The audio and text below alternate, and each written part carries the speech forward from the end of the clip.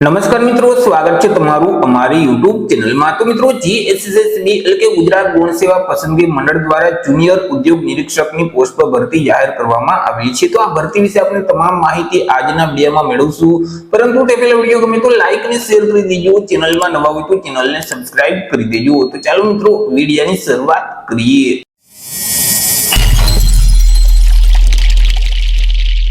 તો મિત્રો, આજે ભરતીનું નોટિફિકેશન છે તે જીએસએસબી એટલે કે ગુજરાત ગૌણ સેવા પસંદગી મંડળ ગાંધીનગર દ્વારા બહાર પાડવામાં આવ્યું છે। જીએસએસબી દ્વારા જે ઉદ્યોગ અને ખાણ વિભાગ અંતર્ગત જુનિયર ઉદ્યોગ નિરીક્ષક વર્ગ 3 ની જે જગ્યાઓ ખાલી છે, તો આ જગ્યાઓ સીધી ભરતીથી ભરવા માટે લાયકાત ધરાવતા ઉમેદવાર પાસેથી અરજી ફોર્મ મંગાવવામાં આવેલા છે। તો સૌથી પહેલા આપણે વાત કરી લેશું કંઈક અગત્યની તારીખ વિશે। તો મિત્રો, આ જે ભરતી છે તેમાં જો તમારે અરજી કરવી હોય તો ઓનલાઈન અરજી ફોર્મ છે તે ભરવાનું રહેશે। ઓનલાઈન અરજી ફોર્મ ઓલરેડી શરૂ કરી દેવામાં આવેલા છે। 6/6/2026 થી અરજી ફોર્મ શરૂ કરવામાં આવેલા છે। 6/6/2026 થી લઈ અને 20/6/2026 સુધી તમારે ઓનલાઈન અરજી કરી દેવાની રહેશે। ઓનલાઈન અરજી ફોર્મ જે ઓજાસનું પોર્ટલ છે એટલે કે ojas.gujarat.gov.in નામની જે વેબસાઈટ છે તે વેબસાઈટ ઉપર જઈ 20/6/2026 સુધીમાં તમારે અરજી કરવાની રહેશે। જો મિત્રો તમારે ઘર બેઠા જ આ ભરતીમાં અરજી ફોર્મ ભરવું હોય તો અમારા જે WhatsApp નંબર છે 6352228352, આ નંબર પર તમે WhatsApp પર મેસેજ કરશો કે અમારે જુનિયર ઉદ્યોગ નિરીક્ષકમાં અરજી ફોર્મ ભરવું છે, તો તમને નજીવી ફી સાથે ઘર બેઠા જ ઓનલાઈન અરજી કરી દેવામાં આવશે। વાત કરી લઈએ મિત્રો જગ્યા વિશે કે કુલ કેટલી જગ્યા છે અને કેટેગરી મુજબ કેટલી જગ્યા રહેશે। તો કે કુલ 60 જેટલી જગ્યા પર આ ભરતી જાહેર કરવામાં આવેલી છે। આ જે 60 જગ્યા છે તેમાંથી બિન અનામત એટલે કે સામાન્ય વર્ગના ઉમેદવાર માટે 28 જગ્યા રહેશે। 28 માંથી 9 જગ્યા મહિલા માટે અનામત રહેશે। ઈડબ્લ્યુએસ એટલે કે આર્થિક રીતે નબળા વર્ગના ઉમેદવાર માટે 5 જગ્યા છે। 5 માંથી 1 જગ્યા મહિલા માટે અનામત રહેશે। સામાજિક અને શૈક્ષણિક રીતે પછાત વર્ગ એટલે કે ઓબીસી એસસીબીસી કેટેગરીના ઉમેદવાર માટે 15 જગ્યા છે। 15 માંથી 5 જગ્યા મહિલા માટે અનામત રહેશે। એસસી એટલે કે અનુસૂચિત જાતિના ઉમેદવાર માટે 4 જગ્યા છે। 4 માંથી 2 જગ્યા મહિલા માટે અનામત રહેશે। જ્યારે એસટી એટલે કે અનુસૂચિત જનજાતિના ઉમેદવાર માટે 8 જગ્યા છે। 8 માંથી 3 જગ્યા મહિલા માટે અનામત રહેશે। આવી રીતે કુલ 60 જેટલી જગ્યા પર આ ભરતી જાહેર કરવામાં આવી છે। આ જે 60 જગ્યા છે તેમાંથી 6 જગ્યા માજી સૈનિક માટે અનામત રહેશે। જ્યારે જે દિવ્યાંગ ઉમેદવાર છે એટલે કે શારીરિક રીતે વિકલાંગ ઉમેદવાર છે તો તેમના માટે અલગથી ખાસ ભરતી ઝુંબેશના માધ્યમથી અલગથી જાહેરાત છે તે પ્રસિદ્ધ કરવામાં આવશે, જેથી કરી આ ભરતીમાં તેના માટે એક પણ સીટ અનામત રાખવામાં આવેલી નથી। વાત કરી લઈએ એજ લિમિટ એટલે કે વય મર્યાદા વિશે કે અરજી ફોર્મ ભરવા માટે ઉમેદવારની ઉંમર છે તે કેટલી હોવી જોઈએ। તો કે અહીં ઉમેદવારોએ અરજી ફોર્મ ભરવાની જે છેલ્લી તારીખ છે 20/6/2026, તો આ તારીખને ધ્યાનમાં રાખી પોતાની ઉંમરની ગણતરી કરવાની રહેશે। 20/6/2026 ના રોજ ઉમેદવારની જે ઉંમર છે તે ઓછામાં ઓછી 18 વર્ષ અને વધુમાં વધુ 35 વર્ષની હોવી જોઈએ। પરંતુ અહીં જે અનામત વર્ગના ઉમેદવાર છે તો તેઓને સરકારશ્રીના નિયમ અનુસાર ઉંમરમાં છૂટછાટ છે તે આપવામાં આવશે। જેમ કે સામાન્ય વર્ગની જે મહિલા ઉમેદવાર છે તો તેને 5 વર્ષની છૂટછાટ આપવામાં આવશે। અનામત વર્ગના જે પુરુષ ઉમેદવાર છે તો તેઓને પણ 5 વર્ષની છૂટછાટ આપવામાં આવશે। અનામત વર્ગની જે મહિલા ઉમેદવાર છે અને સામાન્ય વર્ગના જે દિવ્યાંગતા ધરાવતા પુરુષ ઉમેદવાર છે તો તેઓને 10 વર્ષની ઉંમરમાં છૂટછાટ આપવામાં આવશે। ત્યાર પછી સામાન્ય વર્ગની દિવ્યાંગતા ધરાવતી મહિલા ઉમેદવાર છે અને અનામત વર્ગના દિવ્યાંગતા ધરાવતા જે પુરુષ ઉમેદવાર છે તો તેઓને 15 વર્ષની ઉંમરમાં છૂટછાટ આપવામાં આવશે। અનામત વર્ગના જે દિવ્યાંગતા ધરાવતા મહિલા ઉમેદવાર છે તો તેઓને 20 વર્ષની ઉંમરમાં છૂટછાટ આપવામાં આવશે। માજી સૈનિક છે તો તેઓએ જે સંરક્ષણ સેવા બજાવેલ છે તે ઉપરાંત 3 વર્ષની ઉંમરમાં છૂટછાટ આપવામાં આવશે।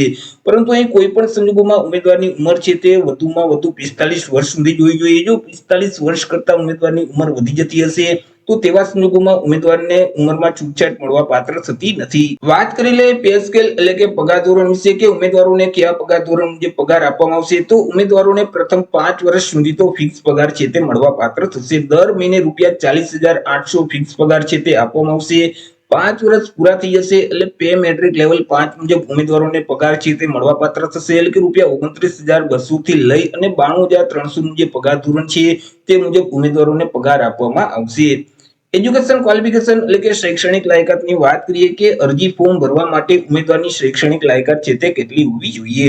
તો કે અહીં ઉમેદવારોએ કોઈ પણ સરકાર માન્ય યુનિવર્સિટીમાંથી એન્જિનિયરિંગ અથવા તો ટેકનોલોજીમાં બેચલર ડિગ્રી છે તે પાસ કરેલ હોવી જોઈએ, પરંતુ જે ઉમેદવારોએ સિવિલ એન્જિનિયરિંગ કરેલ હશે તે ઉમેદવાર આ ભરતીમાં અરજી નહીં કરી શકે. તે સિવાય બાકી કોઈ પણ એન્જિનિયરિંગ અથવા તો ટેકનોલોજીમાં બેચલર ડિગ્રી પાસ કરેલ હશે અથવા તો એન્જિનિયરિંગ કે ટેકનોલોજીમાં ડિપ્લોમા પાસ કરેલ હશે સિવિલ એન્જિનિયરિંગ સિવાય, તો તે ઉમેદવાર આ ભરતીમાં અરજી કરી શકશે. ઉમેદવાર પાસે બેઝિક કોમ્પ્યુટરનું નોલેજ છે તે હોવું જોઈએ. ઉમેદવાર છે તે ગુજરાતી ભાષા અથવા તો હિન્દી ભાષા અથવા તો બંને ભાષાના જાણકાર હોવા જોઈએ. વાત કરી લઈએ પરીક્ષા ફી વિશે કે કયા ઉમેદવારોએ કેટલી પરીક્ષા ફી ભરવાની રહેશે. તો અહીં તમામ વર્ગના ઉમેદવારોએ પરીક્ષા ફી ભરવાની છે કે જેમાં બિન અનામત વર્ગના જે પુરુષ ઉમેદવાર છે તેઓએ પરીક્ષા ફી તરીકે ₹500 ભરવાના રહેશે. તે સિવાય અનામત વર્ગના જે તમામ ઉમેદવાર છે જેમ કે તમામ વર્ગની મહિલા ઉમેદવાર છે, સામાજિક અને શૈક્ષણિક રીતે પછાત વર્ગના ઉમેદવાર છે, અનુસૂચિત જાતિ અનુસૂચિત જનજાતિના જે ઉમેદવાર છે, ઈડબ્લ્યુએસ એટલે કે આર્થિક રીતે નબળા વર્ગના જે ઉમેદવાર છે, દિવ્યાંગ અને માજી સૈનિક છે, તો આ તમામ ઉમેદવારોએ પરીક્ષા ફી તરીકે ₹400 ભરવાના રહેશે. પરંતુ અહીં ઉમેદવાર પરીક્ષામાં હાજર રહેશે તો તેવા સંજોગોમાં તેઓએ જે પરીક્ષા ફી ભરેલ છે તે ફી તેઓને પરત કરી દેવામાં આવશે. પરીક્ષા ફી છે તે તમારે ઓનલાઈન જ ભરવાની રહેશે. તમે net banking, credit card, debit card કે યુપીઆઈ ના માધ્યમથી ઓનલાઈન પરીક્ષા ફી ભરી શકશો. 22/6/2024 સુધીમાં તમારે ઓનલાઈન પરીક્ષા ફી ભરવાની રહેશે. ચર્ચા કરી લઈએ સિલેક્શન પ્રોસેસ વિશે કે ઉમેદવારનું સિલેક્શન કેવી રીતે કરવામાં આવશે. તો ઉમેદવારનું સિલેક્શન છે તે એક સ્પર્ધાત્મક પરીક્ષાના માધ્યમથી કરવામાં આવશે. આ જે પરીક્ષા છે તે હેતુલક્ષી પ્રકારની રહેશે, એટલે કે તેમાં એમસીક્યુ પ્રકારના પ્રશ્ન પૂછવામાં આવશે.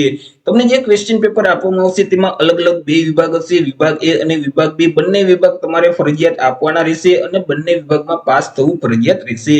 વિભાગ એ છે તેમાં કુલ 90 એમસીક્યુ પ્રકારના પ્રશ્ન પૂછવામાં આવશે. એક પ્રશ્નનો 1 માર્ક એટલે 90 માર્કનો વિભાગ એ રહેશે કે જેમાં તાર્કિક કસોટીઓ અને ડેટા ઇન્ટરપ્રિટેશનને લગતા જે દાખલાઓ છે એટલે કે રીઝનિંગ પ્રકારના જે પ્રશ્ન છે તેવા 30 પ્રશ્ન પૂછવામાં આવશે કે જેમના 30 માર્ક રહેશે. ગાણિતિક કસોટીઓ એટલે કે ગણિતના જે દાખલા છે તેવા પણ 30 દાખલા પૂછવામાં આવશે કે જેમના પણ 30 માર્ક રહેશે. ત્યાર પછી જીકે એટલે કે ભારતનું બંધારણ છે, વર્તમાન પ્રવાહ છે, ગુજરાતી અને ઇંગ્લિશ ગ્રામર છે, તેમાંથી 30 પ્રશ્ન પૂછવામાં આવશે કે તેમના પણ 30 માર્ક રહેશે. આવી રીતે જે વિભાગ એ છે તે કુલ 90 માર્કનો રહેશે. જ્યારે વિભાગ બી છે તેમાં કુલ 120 એમસીક્યુ પ્રકારના પ્રશ્ન પૂછવામાં આવશે. એક પ્રશ્નનો 1 માર્ક એટલે 120 માર્કનો વિભાગ બી રહેશે કે જેમાં જે તે વિષય સંબંધિત અને તેની ઉપયોગિતાને લગતા જે પ્રશ્ન છે એટલે કે તમે જે એન્જિનિયરિંગ અથવા તો ટેકનોલોજીનો અભ્યાસ કરેલ છે, જે તે ડિગ્રી પાસ કરેલ છે તેમાંથી પ્રશ્ન છે તે પૂછવામાં આવશે. કુલ 120 પ્રશ્ન છે તે પૂછવામાં આવશે.